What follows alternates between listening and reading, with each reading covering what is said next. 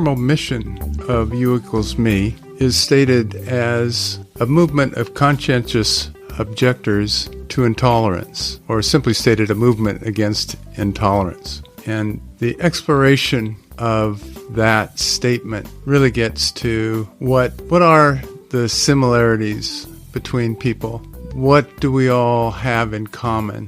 Why are we really equal as humankind? And that's what we're going to explore. This podcast is about exploring conversational thoughts and interviews with extraordinary people living ordinary lives of well-being. Discussions on exactly what well-being means to people day to day, factors that can influence it both internally and externally. We glean insights on how to survive and thrive in feeling satisfied in life with a greater sense of purpose. Guest hosts bring fresh new outlooks and opinions from spirituality, science, worldviews, and standing up and speaking out for what's right.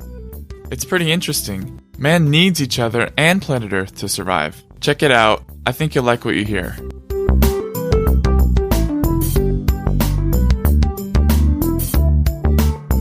Hello and welcome to our U equals me podcast. I want to thank our friends and family from around the world for listening. Sylvia, Nikki, Kat, and Helen in London. Can't wait until we can safely come visit you again. Diane in Portugal, who's currently going under cancer treatment. We have you in our hearts. And Jacqueline in Ireland, congratulations on your master's degree.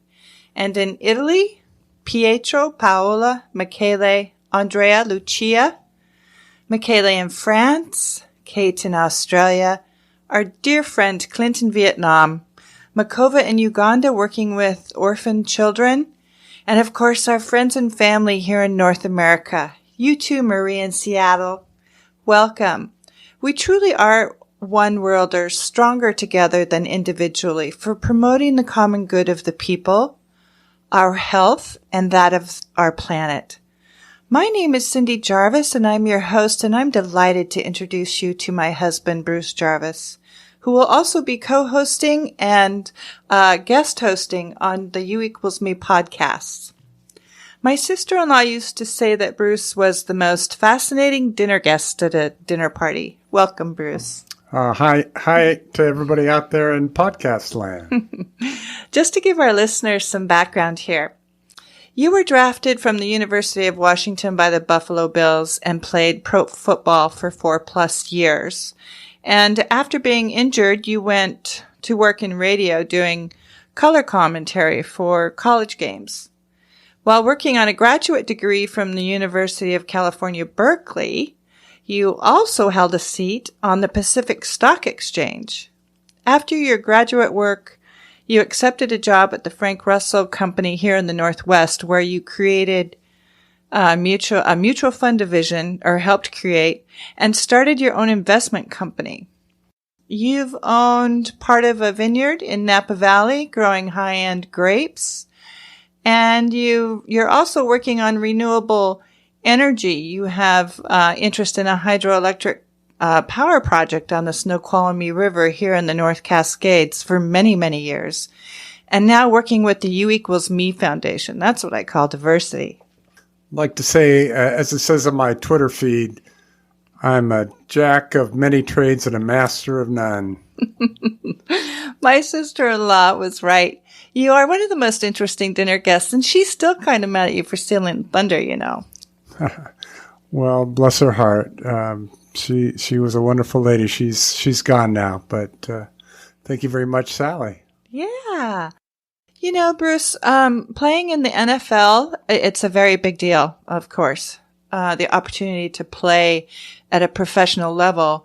I'm sure your experience was an absolute eye-opener in the world of professional athleticism. But even before you were drafted, you witnessed flat-out racism in your own neighborhood. Yeah. Well, you don't really realize it growing up, but I was fortunate enough to be publicly schooled in the Seattle public schools in a very diverse section of South Seattle called the Rainier Valley. And whereas I came from a medical family, my father was a physician, I went to school with kids of all races and all types of families, income levels, etc. And so I was able to learn from the ground up from my friends in class and out at recess. And in future podcasts, I'm going to have a chance to interview some folks from my past. The first person that I'll be interviewing actually was later on in schooling at the University of Washington, one of my teammates, Harvy Blanks, who went on from college football to become an actor on Broadway and the London stage. And then one of my grade school through high school friends, very close friends, a woman by the name of Susan Tripp, who's an Asian American, and we'll talk about the internment of Asian Americans, and so it's going to be very interesting. I'll have a chance to ask them some questions about their upbringing, and we'll compare it with mine, and we'll try and examine things from our lives lived. Mm-hmm. Even today, you think that we've come such a long way, but having Pietro, our exchange student from Italy, living with us for a year, that was an eye-opener for you, some of his experiences that he had in high school. Can you touch a little bit on that? Well, a little background. Now we live in a very upscale community called Sammamish here, just 15 miles east of Seattle. And it's, I think it is, I'm correct in saying that of cities larger than 50,000 in the United States, it is the highest median income city.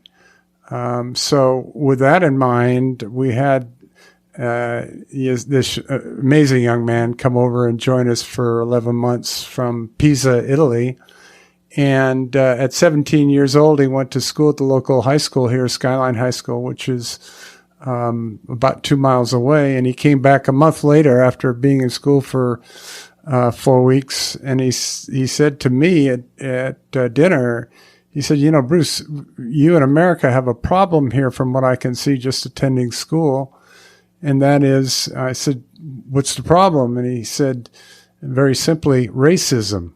And I was floored. Yeah, I was too, because you'd think that we have come such a long way, but apparently we haven't. We've swept a lot of this under the carpet, and it's being exposed right now in a very big way. It took a 17-year-old coming from a different place, a different culture, really a bright young man, but he experienced it very quickly and saw it in class, saw it at the lunch table, saw it on the athletic fields, and came home and reported it. Mm-hmm. You also talk about your time in the NFL, because all of you, this is really astounding to me. Maybe it's just my age, but all of the players, especially the first year players, you guys are all very young. I look at them and it's like, wow, you're so young. But when you first started in Buffalo, you had some experiences that brought you, like you had the same injuries together. You had the same, not cuts, but you had the same experiences together. Well, you really, when you're growing up, obviously, you're with your own nuclear family. And then you get to college, and my experience was you're out living in some living situation, a dorm or perhaps a fraternity, out in an apartment, rented house. And for the first time, you're in your own space. You're without your parents. Mm-hmm. You're getting to know folks. But we tended athletically to be grouped with our own race. the white guys roomed with white guys, the black guys with black guys, etc. And so when you get to Buffalo, I get off the plane for the first time after being drafted there, and I meet two people that were on actually the same plane, but we didn't know one another. We would later become rookies together and teammates together. One was a fellow Caucasian athlete, tremendous football player named Bobby Chandler from USC. And another one was a 6'8", 325-pound African-American named Donnie Green. And Donnie would become my closest friend on the football team. We were very close, both he and I, and as a football team, especially the rookie group. There were 40 players back then on a team, not 54 like there are today. And so we were fewer, we were closer together, and 17 rookies that year made the team in Buffalo in 1971. Donnie was a fifth round draft choice. I was a third round draft choice. The point here, the difference is that when you get to being 22 years old, well, it's very young now, it's 50 years younger than I am, but you're on your own for the first time. Mm-hmm. Some of you are married. I was single. Donnie was married. He had a family. And you start mixing and mingling off the field, and you go to one's house, your friend's house for dinner. You spend time with their families. You get to know their kids, etc. And in doing that, you get to do, really looking back, something that a lot of people don't experience. That is, you get to live with people who are way different, and they're different socioeconomically, mm-hmm. they're different racially, etc. But you find out way more things that are in common that you have than you actually knew. And many people don't get to experience that, right, obviously, in their whole life. I got to do it early. Yeah. I think that with friends and family, from all around the world, and with technology, you can easily see how connected we are globally. But even before technology, we were connected through our humanity. And COVID is interesting because it's showing us that we're not disconnected at all. It matters not what our skin color or the language we speak. We're all the same human species. This is what unites us. Well, yes and no. COVID is affecting different groups of people differently. People with more money are less affected with COVID because they don't tend to work in service jobs. They don't take public transportation. So inequality is exposed in COVID. Yeah, it is. And as we look at the situation, more people are dying, more people of color are dying on a percentage basis, and it's a basic inequality of life that's playing out in a deadly way. Mm-hmm. Being exposed. Yes, definitely. Sometimes I think that people mistake unity for sameness, and that's not at all what we're talking about. We're talking about the glory of our differences in the beautiful tapestry of human expression. Well, yeah, I go back. Let's just go back to my dear friend Donnie Green. He's not with us anymore. He passed away, I think, 3 years ago. But the thing that drew us close was that we clicked as human beings. Of course, we were playing in the offensive line together. We were in the middle. You were vulnerable together. We were in the middle of a war zone, mm-hmm. Every play on the football field on Sundays. But off the field, we were listening to music. We were eating. We were eating buffalo wings and Philly cheesesteaks and all the things that we loved, and you fall into the reality that skin color in in that way doesn't matter. You know, Right. it's just you're having fun, you're enjoying another human being. And when I left Buffalo, and I went back to Seattle, you know, the things that I missed, I talk about coming down from the NFL, and leaving athletics and whatever. Part of it is, you know, you're a big deal in a community. You're known as an athlete, etc. And so, you know, there's a come down that way. But the bigger thing was that you make these friendships and you learn about people and you learn about different cultures and you learn about different ways people grow up. And then all of a sudden you're not together anymore. Right. And you're back into a less homogeneous community with people more like you, skin color, they're doing the same jobs, etc.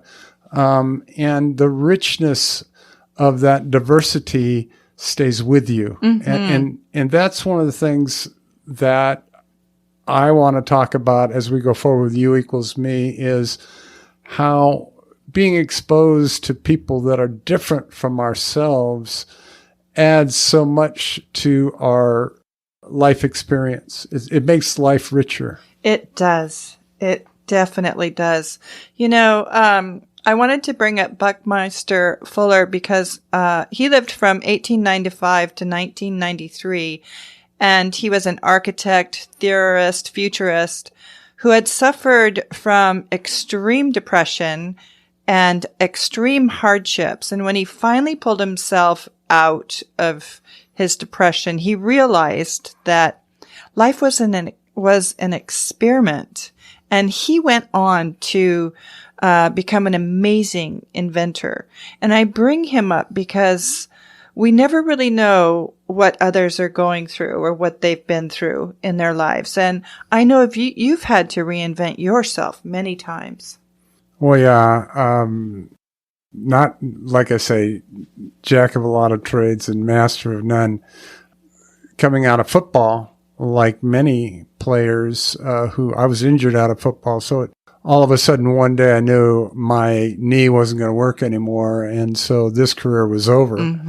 And fortunately I had a degree, a business degree from the University of Washington. I was able to go back to Seattle, and still it wasn't a great job market at the time. And I spent a short period of time, I think a couple of months actually, in order to make some money. We didn't make the kind of money that football players make now. Not what they're making now. Now when you're done with 4 years, some players are able to, if they invest it wisely, they can live the rest of their lives without really having another career. Back then when you're out of the league, even though I did well with what I made, you don't make enough, so you've got to start working real soon. And so I became I waited tables for a couple of months and got a job, as you said earlier, got a job with the local KIRO, which was a CBS affiliate at the time, television-wise, and which had the University of Washington radio broadcast for football and basketball. And I was fortunate enough to do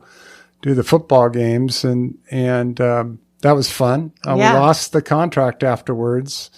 And that actually made my decision easy as to what the next course in life was going to be, because I decided the day we lost the contract to another radio station in the area that I would go to graduate school. And I was fortunate enough to attend the University of California, get a degree, get a master's degree, and was hired by the Russell Company here in the Northwest. And for those that don't know the Frank Russell Company, if you know the Russell 2000 index on the stock market programs they talk about, that was one of our products for small cap market index.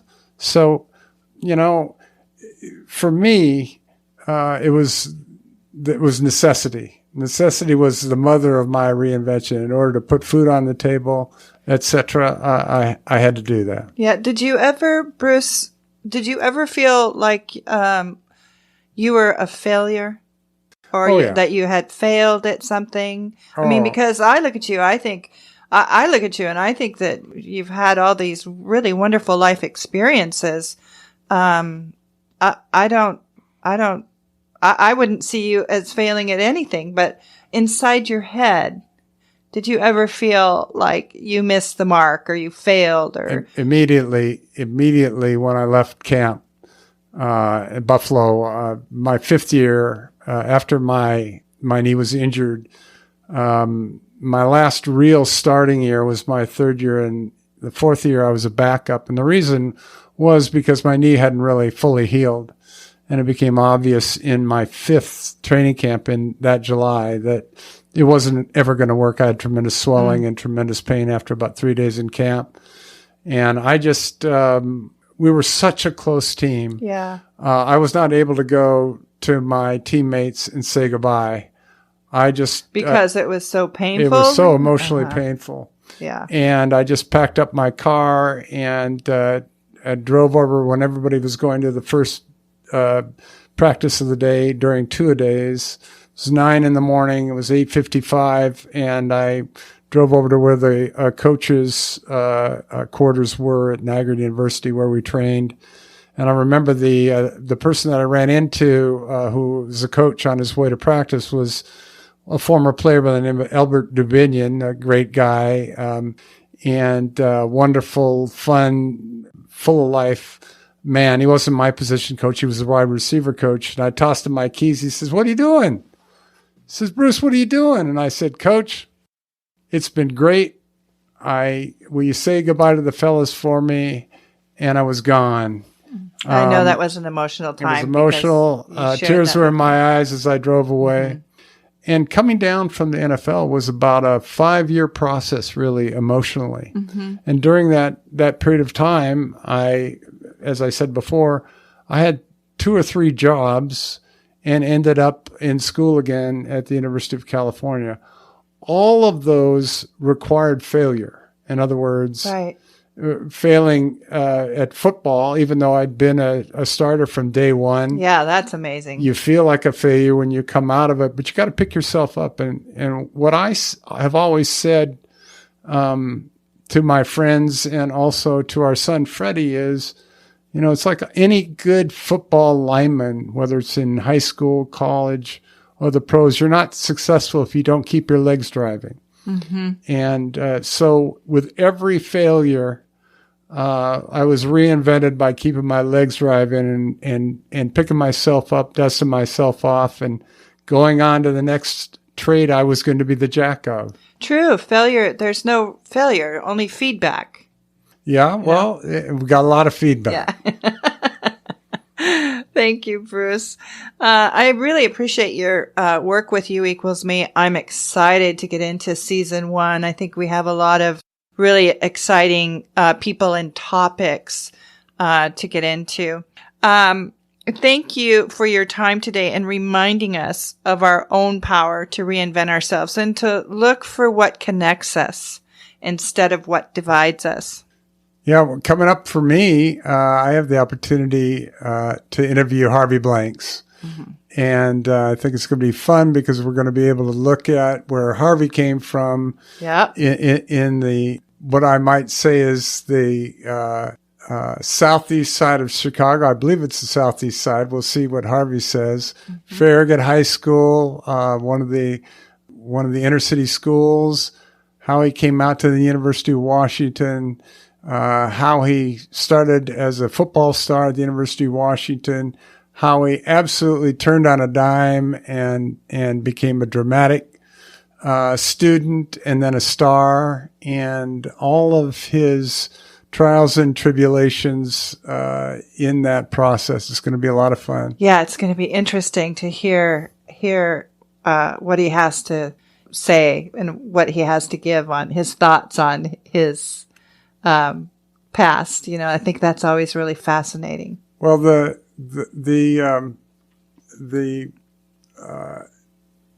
movement against intolerance, which is really what U equals me is, the mission of U equals me is a movement of conscientious objectors to intolerance. We're going to talk about that with Harvey because he faced intolerance at the University of Washington, and it was front page news. So we'll get it right from his heart. How that really how painful that tore must him have been. apart, Yeah. and how he picked himself up and really made something of his life. Mm-hmm. And what that did to him is going to be very interesting to explore. You know, Bruce, before I let you go, I really wanted to ask you, what is the best piece of advice anybody has ever given you? Can you share something with us? Best piece of advice came from my late brother, Pete Jarvis. And it was as I was leaving, I left the Buffalo Bills, and I was re-entering society, as I like to put it. And I went to lunch with my brother, and I asked him, Pete, what is the most important piece of advice you could give me as I try and settle myself into a new career path?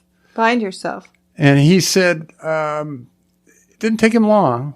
And he said to me, well, I'll tell you two things. He says, number one, I really think it's important that one chooses, if possible, where in the community that he or she wants to live in. If it's possible, if you're not driven by economics and a job and whatever. Jobs taking you elsewhere. If you have the opportunity to pick where you want to live, he says that's the number one thing that I think you ought to do. Mm-hmm. And he said number two is, to the best of your ability, always be honest. Mm. Those two pieces of advice, I think, have served me well. I've tried to be as honest as possible. Oh, yeah. It's what we teach our son, Freddie. Mm-hmm. You get in too many troubles when you're not honest. It's the easiest course, really. And living in the community that gives you the energy and gives you the want to get up and live every day to the fullest has turned out to be very, very great advice for me. Yes, great advice. You know, actually, that reminds me, I have a quote from William Faulkner. He's an American writer and Nobel Prize laureate. And he quote, never be afraid to raise your voices for honesty, truth, and compassion against injustice, lying, and greed. If people all over the world would be willing to do this, it would change the earth, unquote. That is so true, and that's how you've lived your life. Well, I'd hope so.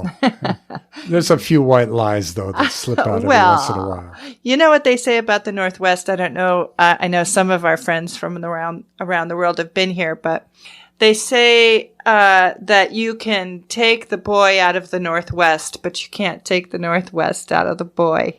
That is absolutely true. But I will tell you this, that I'm going to have the pleasure of devoting a significant part of my life to You Equals Me. That's wonderful. And that is not just a Northwest enterprise. That's something that has application all over the world. It does. It definitely does.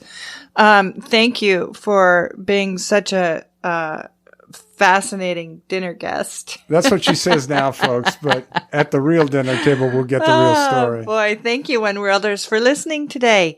Join our One Worlders group at youequalsme.org if you like, and receive a complimentary ebook, Wisdom Along the Way, a book of notes and quotes.